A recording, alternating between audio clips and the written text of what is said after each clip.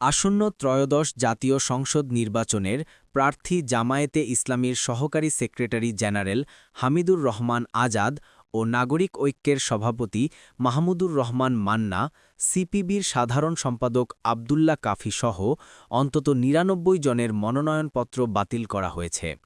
এর মধ্যে দলীয় প্রার্থী হিসেবে সর্বোচ্চ ৯ জন রয়েছেন ইসলামী আন্দোলন বাংলাদেশের। জাতীয় পার্টির ৮ জন ও হামিদুর সহ জামায়াতের ৩ জন প্রার্থীর মনোনয়নপত্র বাতিল করা হয়।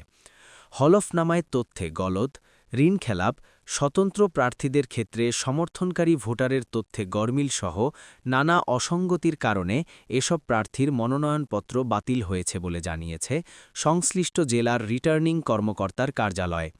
গত বৃহস্পতিবার ও গতকাল শুক্রবার এসব প্রার্থীর মনোনয়নপত্র বাতিল ঘোষণা করা হয়।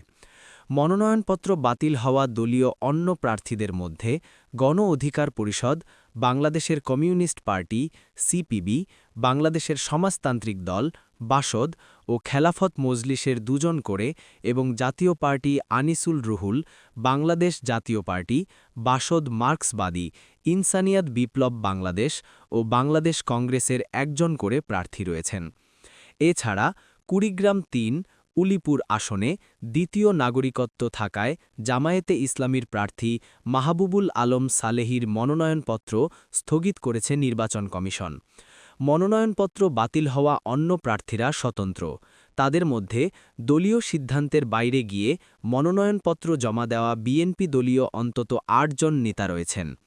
দেশের সব আসনের প্রার্থীদের মনোনয়নপত্র যাচাইয়ের কাজ চলবে আগামীকাল রোববার পর্যন্ত। মনোনয়নপত্র বাতিল হওয়া প্রার্থীরা ৫ থেকে ৯ জানুয়ারির মধ্যে আপিল করতে পারবেন। ১০ থেকে ১৮ জানুয়ারির মধ্যে আপিল নিষ্পত্তি করা হবে। আগামী ১২ ফেব্রুয়ারি ভোট হওয়ার কথা রয়েছে। বগুড়া-২ শিবগঞ্জ আসনে নাগরিক ঐক্যের সভাপতি মাহমুদুর রহমান মান্না মনোনয়নপত্র দাখিল করেছিলেন। রিটার্নিং কর্মকর্তার দায়িত্বে থাকা জেলা প্রশাসক মোহাম্মদ তৌফিকুর রহমান প্রথম আলোকে বলেন, মাহমুদুর রহমান মান্নার হলফনামায় নানা অসঙ্গতি রয়েছে। তিনি হলফনামায় ফৌজদারি মামলার কোনো তথ্য দেননি।